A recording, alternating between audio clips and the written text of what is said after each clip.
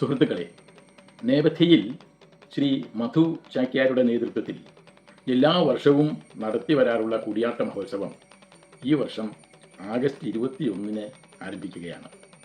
വൈവിധ്യമുള്ള പുതിയ പുതിയ അവതരണങ്ങളാണ് മഹോത്സവത്തിൽ ഉണ്ടാകാറുള്ളത്. ഈ വർഷവും അതങ്ങനെ തന്നെയാണ്.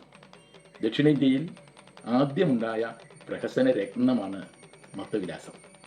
ഒരു കപാലിയും പത്നിയും നഷ്ടപ്പെട്ട തങ്ങളുടെ സ്വത്വമുദ്രയായ കപാലം വീണ്ടെടുക്കാൻ നടത്തുന്ന തീവ്രമായ അന്വേഷണമാണ് ഇതിൻ്റെ കഥാതന്തു.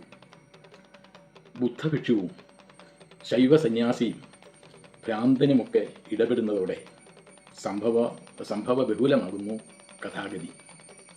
ഇത് പൂർണ്ണമായും നമ്മുടെ വേദികളിൽ അവതരിപ്പിക്കാറില്ല. ആദ്യത്തെ ഒരു ശ്ലോകം മാത്രമേ അരങ്ങിലെത്താറുള്ളൂ.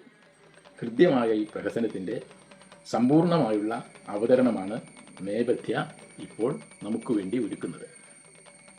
മറ്റൊരു അവതരണം ഭാസൻ്റെ പ്രതിമാ നാടകത്തിൻ്റെ 4ാം അംഗമാണ്. ഇതിനു മുൻപ് ആദ്യത്തെ ഭാഗങ്ങൾ നേപഥ്യ തന്നെ അരങ്ങിലെത്തിച്ചിരുന്നു.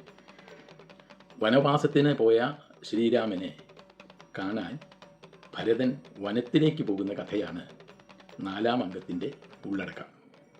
പുതുമയാർന്ന അഭിനയ ചാരുതയോടെ അരങ്ങേറുന്ന അപൂർവമായ മത്തവിലാസവും അടവ്യംഗവും ആസ്വദിക്കുന്നതിന് നമുക്ക് ലഭിക്കുന്ന അസുലഭമായ ഒരവസരമാണ് ഇത്. അത് പ്രയോജനപ്പെടുത്തണമെന്ന് കൂടിയാട്ടം ഇഷ്ടപ്പെടുന്ന എല്ലാവരെയും സ്നേഹപൂർവ്വം ഓർമ്മിപ്പിക്കുന്നു.